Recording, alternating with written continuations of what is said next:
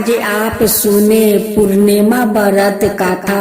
इस पूर्णिमा पर जो लोग पूर्णिमा का दिन कथा सुनते हैं उस पर चंद्रमा जी बहुत प्रसन्न होते हैं। उन पर कोई ग्रह नहीं आता है, सारे ग्रह चंद्रमा जी हर लेते हैं। उसलिए पूर्णिमा का दिन इस कथा को सुनना चाहिए। पौराणिक कथा का अनुसार कार्तिका नगर में धनेश्वर नाम का एक ब्राह्मण रहता। भिक्षा मांग कर ही वो अपना गुजारा करता। ब्राह्मण और उसकी पत्नी का कोई संतान नहीं थी। एक दिन ब्राह्मण की पत्नी नगर में भिक्षा मांगने गई, लेकिन लोगों ने उसे बाझ कहकर ताने मारने लगे और भिक्षा देने से इनकार कर दिया।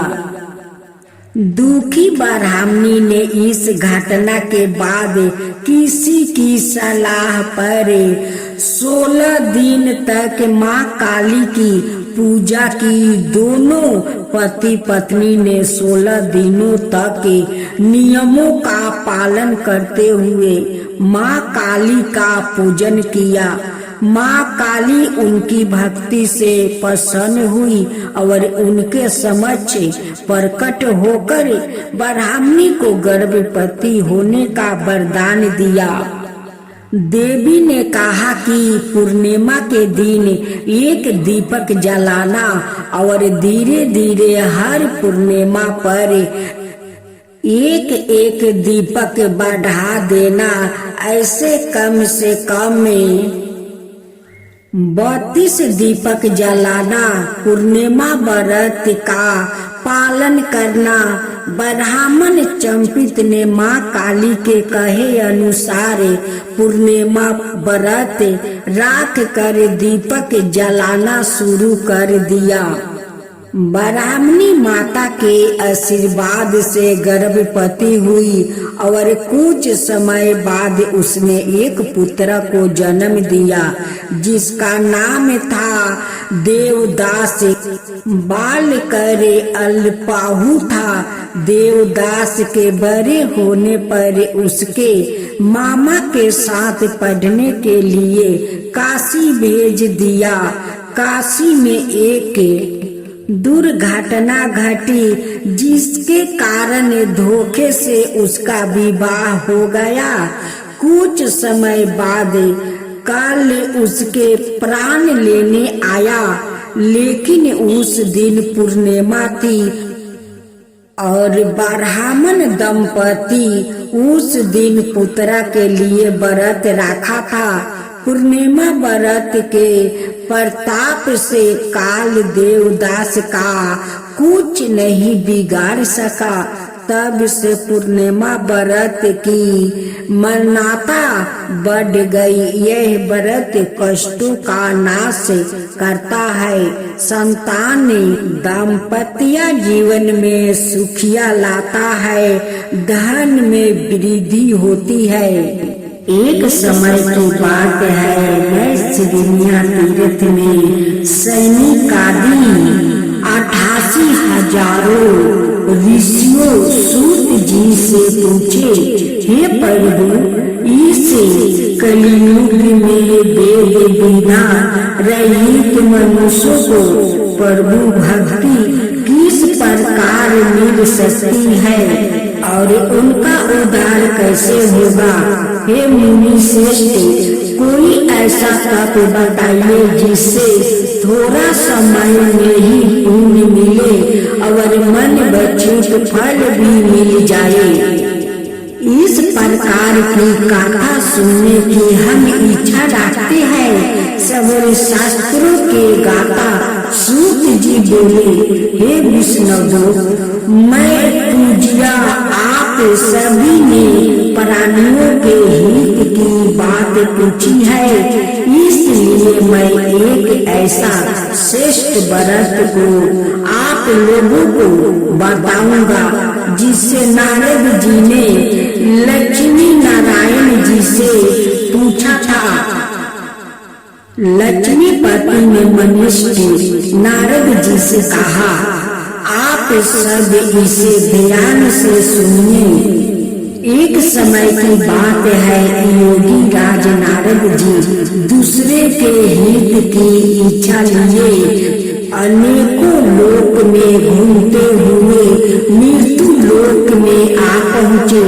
यहाँ उन्होंने अनेक योनियों में जन्मों में प्राय सभी मनुष्यों को अपने कर्मों द्वारा अनेकों दुखों से पीड़ित देखा। उनका दुख देखे नारद जी सोचने लगे कि कैसा यत्न किया जाए जिसके करने से निश्चित रूप से मानव को दुखों का अंत हो जाए। इसी विचार पर मनन करते हुए वो विष्णु लोक में गया। वहाँ वो देवों के ईश्वर नारायण की स्तुति करने लगे, जिसके हाथों में शंख चक्र गदा और प्रद्युम्न थे, गले में वरमाला पहने हुए थे। स्तुति करते हुए नारद जी बोले, हे भगवान, आप अत्यंत शक्ति से संपन्न है। मन और वाणी भी आपको नहीं पा सकती है। आपका आदि मध्यम और अंत नहीं है। निर्गुण स्वरूप सृष्टि के कारण भक्तों के दुख को दूर करने वाले हैं। आपको मेरा नमस्कार है। नारद जी की स्तुति सुन विष्णु भगवान बोले, हे मुनि श्रेष्ठ, आपके मन में क्या बात है? आप किसी काम के लिए पधारे हैं, उसे निसंकोच होकर कहे। इस पर नारद मुनि बोले कि मृत्युक लोक में अनेक योनियों में जन्मे मनुष्य अपने कर्मों के द्वारा अनेकों दुख से दुखी हो रहे हैं। हे नाथ, आप मुझ पर दया रखते हैं तो बताइए कि वो मनुष्य थोड़े प्रयास से ही अपने दुखों से कैसे छुटकारा पा सकते हैं? श्री हरि बोले, हे नारद, मनुष्यों की भलाई के लिए तुमने बहुत अच्छी बात पूछी है। जिसके करने से मनुष्य मोह से छूट जाता है, वो बात मैं कहता हूँ, उसे सुनो। स्वर्ग लोक वो मृत्युक लोक दोनों में एक दुर्लभ है, उत्तम व्रत है जो पुण्य देने वाला है। आज प्रेम बस होकर मैं उसे तुमसे कहता हूँ। श्री सत्यनारायण भगवान का यह व्रत अच्छी तरह है बुद्धि पूर्वक करके मनुष्य तुरंत ही यहाँ सुख भोग कर मरने पर मोक्ष का प्राप्ति होती है। श्री हरि के वचन सुन नारद जी बोले कि उस व्रत का फल क्या है और उसका विधान क्या है? यह व्रत किसने किया था? इस व्रत को किसी दिन करना चाहिए? सभी कुछ विस्तार से बताइए। नारद की बात सुनकर श्री हरि बोले, दुख शोक को दूर करने वाला, यह सभी स्थानों पर विजय दिलाने वाला है। मानव को भक्ति श्रद्धा के साथ शाम को श्री सत्यनारायण की पूजा धर्म परायण होकर ब्राह्मणों बंधुओं को साथ करनी चाहिए। भक्ति भाव से ही नववेद केले का फल, घी, दूध और गेहूं का आटा सवाया ले। गेहूं के स्थान पर साठी का आटा, शक्कर और गुड़ लेकर वो सभी भक्षण योग पदार्थों को मिलाकर भगवान का भोग लगाए। ब्राह्मणों सहित बंधु बांधवों को भी भोजन कराए। उसके बाद सवाए भोजन करे। भोजन कीर्तन के साथ भगवान की भक्ति में लीन हो जाए। इस तरह से सत्यनारायण भगवान का यह व्रत करने पर मनुष्य की सारी इच्छाएं निश्चित रूप से पूरी होती है। इस काली काले अर्थात काली युग में मृत्यु लोक में मोक्ष का ही एक सरल उपाय बताया गया है। सूत जी बोले, हे ऋषियों, जिसने पहले समय में इस व्रत को किया था उसका इतिहास कहता हूँ, ध्यान से सुनो। सुंदर काशीपुरी नगरी में एक अत्यंत निर्धन ब्राह्मण रहता था। भूख प्यास से परेशान वो धरती पर घूमता रहता था।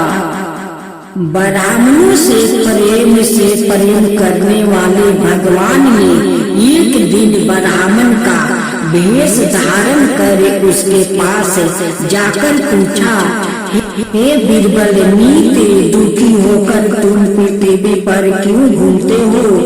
दीन ब्राह्मण बोला, मैं निर्धन ब्राह्मण हूँ, भिक्षा के लिए धरती पर घूमता हूँ।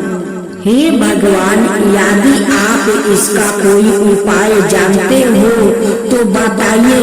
वृद्ध ब्राह्मण कहता है कि सत्यनारायण भगवान मनोवचित फल देने वाले हैं, इसलिए तुम उनका पूजन करो।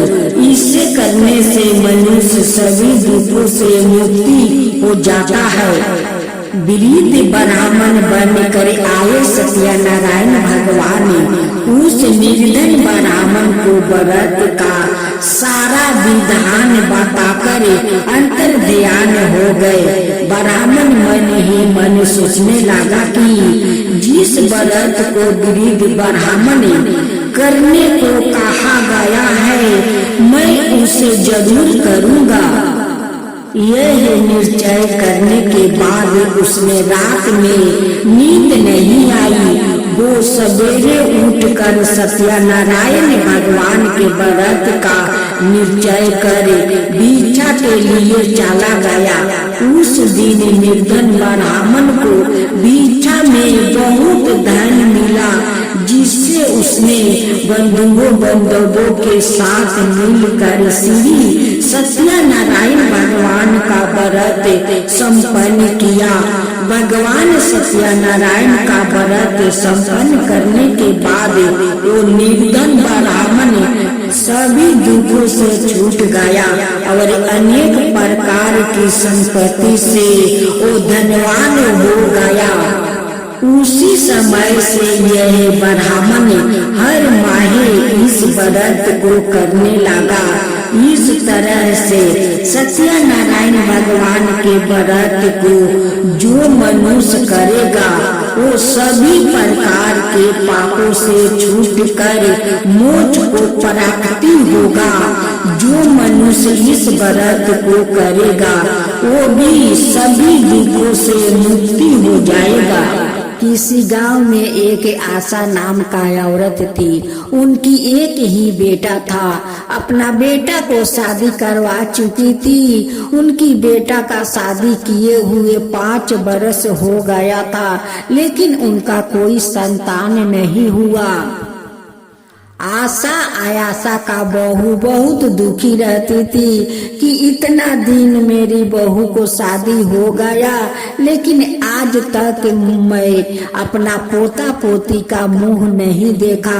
बहू चिंता करती कि इतना दिन शादी का हो गया, अभी तक मैं मां नहीं बनी।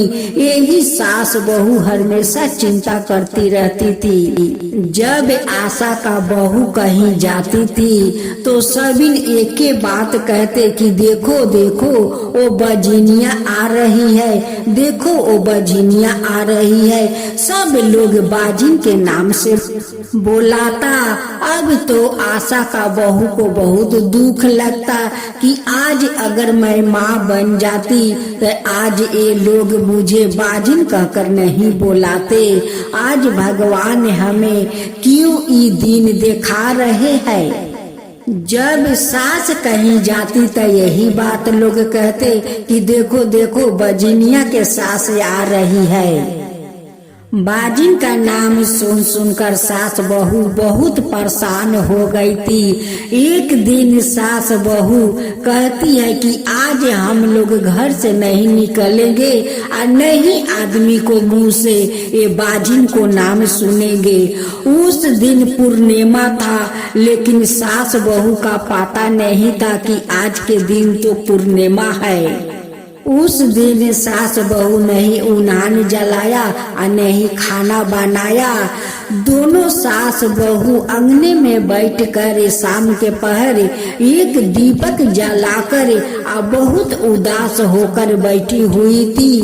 बहू को तो आंख से झर झर आंसू बह रहे थे।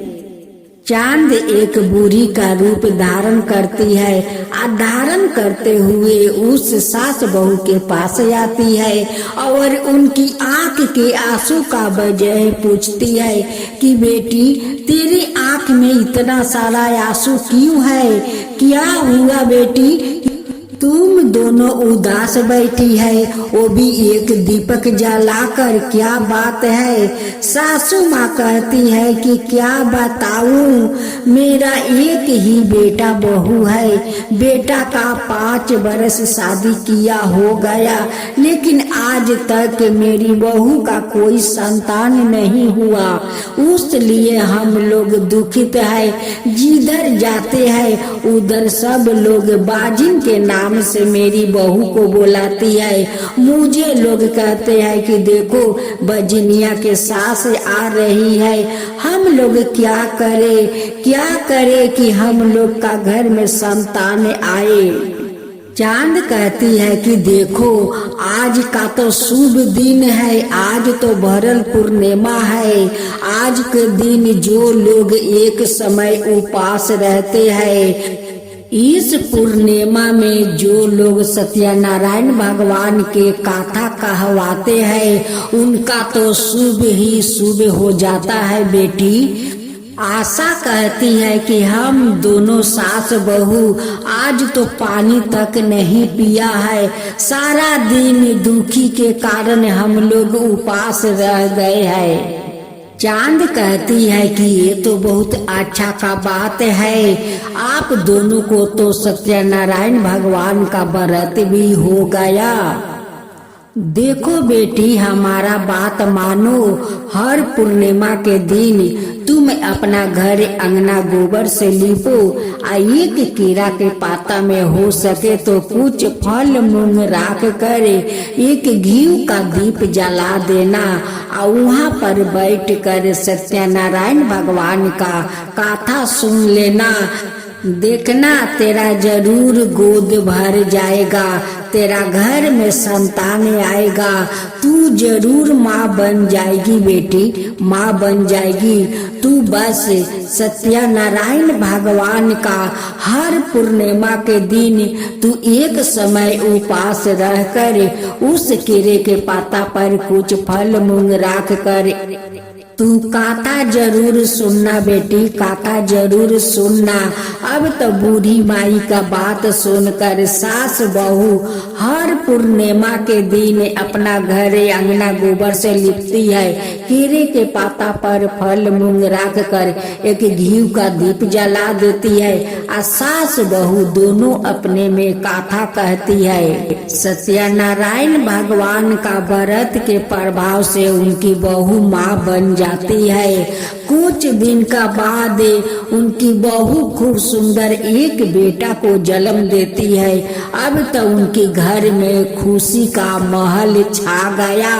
अब तो सास बहू हर पूर्णिमा के दिन वो एक समय उपवास रहकर सत्यनारायण भगवान को कथा कहती, कथा सुनती। अब तो उनकी अड़ोस पड़ोस वाला सभी लोग कहने लगे कि ये चमत्कार कैसे हो गया कि आज 5 साल का बाद आपका घर में संतान आया है। आशा बहन आशा कहती है कि ये तो चमत्कार उस बूढ़ी माई के चलते हुआ है कि जो बूढ़ी माई हम लोग का एक ज्ञान दी है कि हर पूर्णिमा के दिन एक समय उपवास रहो, कुछ फल मूंग लेकर केरे के पाता पर रख कर घी के दीप जलाकर सत्यनारायण भगवान के कथा सुनो। वही व्रत के ये प्रभाव है कि आज मेरे घर में संतान आया है। तुम लोग चाहो तो हर पूर्णिमा के दिन एक समय उपवास रह सकती हो और सत्यनारायण भगवान के कथा कहो सुनो। इससे सत्यनारायण भगवान बहुत खुश होते हैं कि लोग हर पूर्णिमा के दिन एक समय उपवास रहते हैं, श्रद्धा भक्ति से पूर्णिमा व्रत करते हैं।